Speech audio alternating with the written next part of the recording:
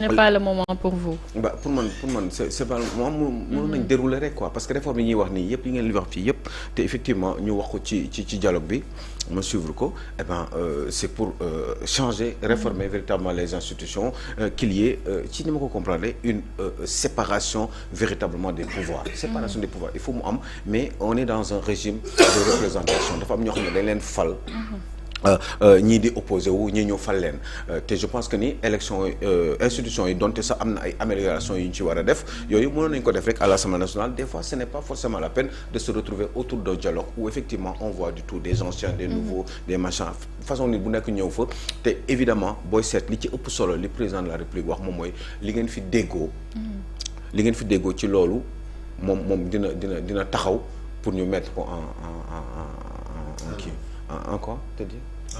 pour ñu mettre ko en œuvre moom loolu la wax donc forcément dina am ñoo xam ne dinañ kontaan dina am ñoo xam ne du ñu kontaan mais c'est exactement la même chose dans ce qui pourrait se passer au niveau de l'Assemblée nationale il suffit juste de prendre les bonnes initiatives dina am ñoo xam ne d'accord uñ ci parce que c'est l'opposition dina am ñoo xam ne d'accord uñ ci parce que waa Sénégal lañu dañu suivre ay citoyens lañu ils ont regardé ils ont vu que ni am na yoo xam ne d'accord uñ ci am na ñoo xam ne dañ ci d'accord mais il faut bien faire avancer les choses te tant qu'on a une majorité à l'Assemblée nationale un président de la République qui vient d'être élu donc qui est élu à 54%. Donc toutes les cartes, ils ont toutes les cartes en main. Ils ont juste droit, effectivement, de dérouler. li nga xam ne xalaat nañ ko ñu dem waxtaanee ko biir Assemblée nationale dóor mu daanu avancer. Oui mais du moment où dialogue bi am na ba noppi. ubbi nañ ko te day wéy ba le 4 juin. ñàkkul ni am na loo xamante ni jàpp nga ni ay avancé la ci loo xamante ni mën nañ ci jëm. Bah c'est-à-dire que li am solo mooy c'est toujours la même chose réew la dañu fal ay nit. ñu am xalaat ci réew mi am un projet am un programme am yu bari yoo xam ne dañ ko seen mbébét la woon yàlla jox na leen nguur ñu am une majorité à l'Assemblée nationale mais ce qui est important c'est ñu dérouler li ñu fi war a changer ñoom xam nañ ko ñi am na ñoo xam ne ils ne seront pas d'accord am na ñoo xam ne ils seront même dans l'opposition mais ils seront d'accord avec certaines réformes qui seront faites c'est évident un problème institution rek la ñu am il faut réguler les choses faire une séparation rigide des pouvoirs il faut que réew mi pour man loolu leneen lu ñu fi wax tamit même bu ñu ci d'accord rek bu ñu ci d'accordul que le pouvoir en place ait raison ou que l'opposition ait tort ak yooyu yëpp ay polémique rek lay ñëwaat te on en reparlera ce qui gis nga réew day avancer un pouvoir qui arrive day xool li expérience précédente yi ñële li ñu def fi ñu fauté li ñu waroon def te defuñu ko ñoom bu ñu ñëwee ñu avancé la ko def ko parce que ils ont la majorité ñeneen bu ñu ñëwee avancé la ko aussi parce que les lois et les institutions ne peuvent pas être figées même États-Unis d'Amérique bi nga xam ne ils ont leur constitution ak seen institution depuis plus de 300 ans ñoom dinañ def sax ay petits amendements ak i demee noonu selon donte sax ñoom ils avaient prévu beaucoup de choses mais quelques amendements pourquoi pas comme ñun ay réew yu tuuti la ñu on a 60 ans d'indépendance 64 ans ou 65 ans donc bon on a certainement des choses à améliorer au fur et à mesure du temps léegi ñoom selon li ñu xalaat ni moom dafa gën ci Sénégal nañ ko dóor mu daanu biir Assemblée nationale jar woon lii yëpp parce que finalement c'est quoi on va avoir un Moussa Niasse qui parle on va voir un Abdoulaye Daouda Diallo qui parle j'ai comme l'impression que des fois dialogue bi dafa am leneen lu nekk ci suuf comme lan je sais pas je suis pas très sûr parce que ma wóoree moo ko mais mes réflexes ak la petite expérience que j'ai me font justement dire que ni peut-être que ni dafa am loo xam ne dañu bëgg def beneen forme de coalition pour peut-être apaiser le pays mais normalement démocratie loolu lijjanti na problème bi yëpp ñi nekk ci opposition bi nañu opposé normalement de manière républicaine di joxe seen xalaat mu am égalité de traitement entre les citoyens notamment les hommes politiques au niveau des médias ñi war a wax ñu wax qu'il y ait de la transparence ci wàllum gestion des affaires publiques lépp lu fi gars yi def ñu teg seen am nañ ci droit dañ koy imposer parce que ñoom la ñu fal ñu teg ko ba mu leer nañ ba Sénégal yëpp teg seen bët ñu ne ñoom ñun lii la ñu bëgg a def te dinañ leen ko voter te dina jàll parce que ils ont une majorité ñi nekk dans l'opposition ñu continuer di joxe seen xalaat di critiquer de manière objective et puis di espérer peut-être un jour convaincre les Sénégalais pour revenir au pouvoir parce que loolu mooy rôle alternance mais ay dialogue nii di ci wax ni man je pense que ni du am benn njëriñ ñaata dialogue lañ fi am assise y a pas mieux que les assises nationales pourtant le président Macky Sall bi mu ñëwee bon bah il était obligé d'être restrictif ci yenn doléances yi nga xam ne feeñee woon na ci assises nationales. kon da nga jàpp ni dialogue yooyu doon am ak bii benn la. bah c'est-à-dire que c'est les mêmes personnes mais Moussa Niasse tey mi ngi woon ci dialogue bi Moussa Niasse bokk na ci initiateur principal u assises nationales ak ñeneen ñoo xam ne ñu ngi fi de Abdoulaye Daouda Diallo ma pour man ak ñoom Amadou Ba ils ont certainement l'expérience mais bu fekkee dafa am ay propositions yu ñuy def ñoom ce sont des opposants officiellement ay opposants la ñu dañu war a xeex pour réew mi joxe seen xalaat ils ont qu'à assumer leur position d'opposant et puis di joxe seen xalaat xëy na peut-être parce que opposition dina war a amal njëriñ des fois ceux qui sont les tenants du pouvoir parce que ni mu leen di amalee njëriñ normalement bu fekkee ni c'est une opposition républicaine et que justement ceux qui les tenants du pouvoir ñoom tamit ils ont des positions républicaines bu ko ñëpp amee rek mais ñoom sax mu ne leen jox ay xalaat wala leur faire des propositions le Sénégal est un pays où effectivement da ngay gis ni mais man li ma xam ci pays yu mag yi mais da ngay gis opposition ñëw def une proposition de loi à l'Assemblée nationale ci benn xalaat boo xam ne lu baax la mais majorité bi ñëw accepté ko ñu déroulé parce que c'est une bonne idée waruñu nekk opposition bu ay hommes politiques yoo xam ne dañuy xeex ci seen mbir si on a vraiment justement des vrais représentants avec une certaine maturité ci wàllum politique wax dëgg yàlla jarul ñuy xeex parce que au moins ils ont un point commun ci li ma mën a njort mooy bëgg nañu réew mi ñoom ñëpp au moins maintenant gis-gis yi rek mooy wute maintenant yenn saa yi gis-gis yi daje yenn saa yi gis-gis yi du daje gis-gis yi daje c'est tant mieux pour le Sénégal et plus gis-gis yi di daje mieux muy gën yenn saa yi mu ñàkk daje aussi baax na ci benn côté parce que xëy na opposition bi comme je l'ai dit mun nañ am une idée boo xam ne xëy na ñi nekk les tenants du pouvoir dinañ ko mën a mettre en œuvre donc moi je pense que c'est une question de maturité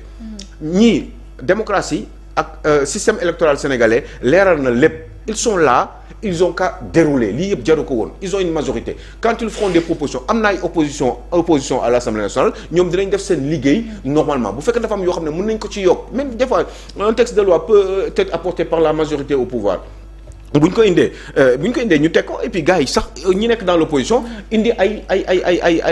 def amandé ko def ci ay mbir yu bees parce que xam-xam fu nekk lay jóge te nul n'a le monopole du savoir. D'accord et ces partis politiques yi nga xamante ni ils sont pas réglementaires. Ces partis politiques qui sont pas réglementaires c'est dû à quoi il faut que ñu xam d'abord lan moo ko indi li ko indi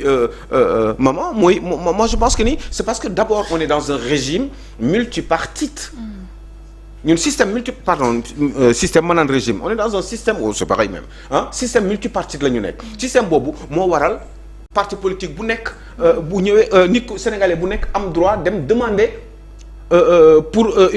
benn association boo xam ne parti politique lañ koy tuddee parce que tout simplement yeewu na suba teel gis na ni moom il a envie de ak ay njoñam au moins 3 ou 4 personnes ñu ne dañuy dem commencer pour def dara. Le régime du PASTEF noonu la ñu commencé ils ont commencé petits ils ont grandi maintenant les partis qui existent depuis 20 ans on ne sait pas où ils habitent xamuñu leen fu ñu nekk xamuñu lu ñuy dund kenn musuñu def ay amuñu seen statut yi normalement un parti politique pour dire à moins que ça ait changé. Parti politique. bu ñu la joxee ce récépissé d'abord vous avez 6 mois pour faire théoriquement normalement loolu xaw ma nag diggante bi changé na vous avez 6 mois pour nga organiser congrès mais ñaata partis ñoo fi organiser ay congrès même les grands partis là seetal si ñoom ci seen biir bon maintenant ce sont des grands partis ak yu demee noonu mais laaj leen kenn lañ digg def congrès alors que yoon am na lu mu wax ci loolu congrès dañ ko war di def normalement selon les statuts ñu xam ci biir statuts yi moo koy définir mais demal nga xoolal ma fi ñan ñoo fi def ay congrès est-ce que am na amul pratiquement même les grands partis donc la différence rek mooy les grands partis ils ont les moyens ils sont visibles ci wàllum ressources humaines ils ont plus de gens qui sont dans ces partis-là à part loolu amul beneen différence ñële aussi ils sont là dañu créer parti mais finalement gis nañ ni mënuñu dem parce que ils n'ont peut-être pas les moyens de tout ça parce que quand même les partis politiques est-ce que dañ leen war a tey jii nii au jour d'aujourd'hui est-ce que dañ leen war a kii lu ñu koy waxatee dañ leen financer. Parce que dëkk yu mag yëpp dans les grandes démocraties dañuy financer les partis politiques selon boo demee élection par exemple une fois li nga jot a am ci comme par exemple pour le cas de la France boo demee élection bu fekkee ni da nga am nombre de xob yi nga am. ci loolu lañ lay joxee sa xaalis dañu ne xob bu nekk peut-être ñu ne la exemple ay 50 centimes d'euros la wala 1 euro la. le nombre de voix. par rapport au nombre de voix yi nga xam ne moom nga recueillir aux dernières élections mais loolu yëpp mun nañ ko waxtaanee biir Assemblée nationale et puis dialogue c'est partout dialogue c'est dans Digg Penc dialogue c'est dans d'autres émissions dialogue c'est les intellectuels qui parlent dialogue c'est la RTS des gens qui viennent l'opposition on en discute avec le ministre en place ñu ciy waxtaan nit ñi di apporter 13000 nga wax mais du 13000 kese tuuti na mais Sénégalais chaque jour ñu wax ci mbir mi. ci la chaque jour ñu joxe seen xalaat ci télé yi ak yi demee noonu donc je pense que ni il faudrait que ces partis politiques là mënuñu di am ay 372 partis politiques dans ce pays là c'est impossible parti boo xam ne defarul parce que quand même c'est quand même du sérieux de créer un parti politique c'est pour jël nguur bu fekkee ni da nga créer parti politique te yow taxawaal di xaar à chaque fois pour mën a la nga am aussi beneen parti parce que moom moo la gën a yaatu parce que il faut nga dugg ci coalition pour ëllëg nga mën a am une responsabilité mais loolu amul benn njëriñ quand on crée un parti politique c'est pour un jour nga récupérer nguur gi maintenant da nga gis ay parti yoo xam ne dara booloo jeex loolu mënul continuer c'est parti surtout que ni sax nañuy def ay congrès parti yi yoon moo ko wax parti normalement da nga war a def congrès te loolu statut yi moo koy définir te en général c'est autour de 5 ans maximum am ñoo xam ne 4 ans am ñoo xam ne 5 ans la c'est rare nga fi gis ñuy def ñu ne la statut bi ay statut parti politique ñu ne da ngay toog plus de 50 ans doo def congrès wax ma fii rek maman ban parti politique moo fi def congrès ngeen dégg ko dem wala bërki dem parce que yooyu dafa war a am démocratie aussi à l'intérieur de ces partis politiques là muy yu ndaw yi muy yu mag yi te yu mag yi est-ce que am nañu démocratie aussi est-ce que am nañu démocratie est-ce que à l'AFP kenn mënoon na am lu mu wax Moustapha Niasse non est-ce que am na ku mën a wax est-ce que am na ku mën a wax dara Ousmane Sonko ci biir Pastef bi ku bëgg a nekk candidat mais loolu pour ñu xam ko il faut moom ay congrès il faut que le parti tourne normalement et d'autres partis aussi parti socialiste alors dafa nekk ba dem tey di nii Aminata Mbengue Ndiaye bi nekk ci biir parti bi mais dem leen ngeen xool ko moo fi nekk ba tey waroon nañ def congrès bu yàgg defuñu ko entre autres d'autres partis ay ñoom PIT xam nga leen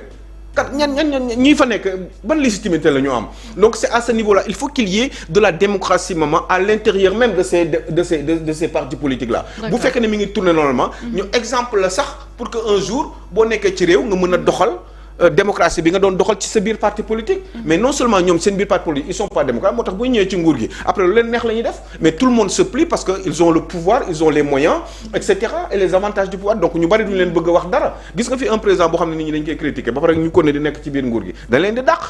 et c'est exactement comme ça que ça se passe dans les partis politiques là président parti bi wala secrétaire général parti bi mooy toog ba mu neex ko mu yeewu suba teel dàq jox ko ku ko neex ay fekk ki Moussa Niasse moo ko jox ki mu bëgg Tanor Dieng bi mu kii gis ngeen Serigne Mbacké keneen Serigne Mbacké Ndiaye beneen Serigne Mbacké bi xam nu mu tudd ki nekk ministre de l'éducation nationale ci régime mu mag Serigne Mbaye Thiam bëggoon na nekk président parti bi yaa ngi dégg gis nga nu mu tasee ñëpp xalaatoon ne Khalifa Sall war na ko mën a nekk gis nga nu ñu ko écarté donc il n'y a pas de démocratie à l'intérieur même de ces partis ñun ñoo war a tàmm jàng di nangu démocratie dëgg-dëgg il faut ñu koy dund mais ñun dañ koy coow kese on ne le vit pas on en parle comme ça mais à l'intérieur de nos partis politiques même ils ne sont pas des démocrates donc il faut que ñu régler problème boobu à l'intérieur d'abord maman après ñu doog a mën a wax ci biti donc en résumé président bi li mu wax nii tout le monde le dit apaiser machin xam nga réunir les Sénégalais mais élection yi passé yi 54% la pour la première fois un opposant gagné au premier tour dans l'histoire de l'élection présidentielle au Sénégal kon kay institution yi tane na maintenant selon quoi yi ñu ciy gis ak yooyu nañu jéem a xool nu ñuy def pour jéem ko corriger maman mais loolu du lu compliqué lii urgence bi dëgg-dëgg au jour d'aujourd'hui c'est l'économie du pays comment on fait d'accord c'est à ce niveau-là qu'il faut régler le problème et j'ai vu que ni bon peut-être qu'ils en parleront après mais affaire économique kan moo ci wax comment on fait avec notre agriculture loolu jaar la woon comment on fait avec suñu agriculture élevage bi la pêche au Sénégal nos côtes on a à peu près 200 000 kilomètres-carrés de superficie mais on a 200 000 kilomètres-carrés ci biir géej gi aussi qu'est-ce qu'on fait est-ce qu'on arrive à contrôler nos côtes li affaire licence de pêche yi ñu doon wax noonu bateau yi di ñëw di def lu leen neex kenn mu leen contrôler ak yooyu yëpp qu'est-ce qu'on dirait de la corruption au Sénégal la transparence dans la gestion des affaires publiques transparence ni ñuy kii réew le code des marchés est-ce que duñ ko xoolaat ni ñuy joxee marché yi ci réew mi ñan ak ñan la ñu war a jox est-ce qu'on marque des priorités aux Sénégalais est-ce qu'un étranger qui arrive indi xaalisam bitim réew on ne fait pas comme au Qatar wala chez les Dubaïotes là nga xam ne dañ lay boole par force avec un gars du pays pour que nga liggéey ak moom nga associé par force ak moom qu'est-ce qu'on fait tout ça ci yooyu la ñu waroon di réfléchir priorité bi mooy comment on fait mais à côté aussi il y a la plateforme Jubbanti ku ci am ay propositions mais d'accord mais xam nga proposition yooyu quand même mun nga ko joxe nii rek mun nga tomber nga am chance mu doon une bonne proposition gars yi accepté ko mais quand même on sait très bien que ni dans une démocratie maman ñi gagné élection ñooy dérouler ñi gagné élection ñoom ñooy joxe ay orientation ñoom ñooy wax ñoom par rapport ak seen programme ak seen xalaat ñoom ñooy wax nan réew mi war a doxee ñeneen ñi mun nañu opposé wu ñoom tamit des fois ils peuvent être ouverts jusqu'à un certain niveau parce que tout simplement ils ont envie de recueillir d'autres informations qui viennent de l'opposition parce que tout simplement ils ont trouvé que c'est ay idées yu baax la ñu ñëw mettre en pratique même su fekkee ñoom ñoo nekk ci nguur gi. Si les autres ne sont pas contents ils ont qu'à continuer à s'opposer de manière républicaine ba un jour xëy na ñoom tam bu ñu ñëwee ci nguur gi li manqué ñu continuer ko loolu la démocratie ak alternance di signifier mais dialogue bi yëpp pour man toog yëpp vous verrez hein vous verrez du empêcher président Diomaye Faye ak Ousmane Sonko li ñu bëgg ñoom par rapport à leur projet te mu doon loo xam ne ci seen kii la ci seen xarañteef la ci seen bëgg-bëgg la ci seen gis-gis la en profond du leen tere ñu bañ ko def parce que quand même on va pas leur proposer autre chose alors que c'est eux qui ont gagné les élections donc ñoom ñi gagné nañu déroulé ñeneen ñi bu ñu amee ay propositions ñoom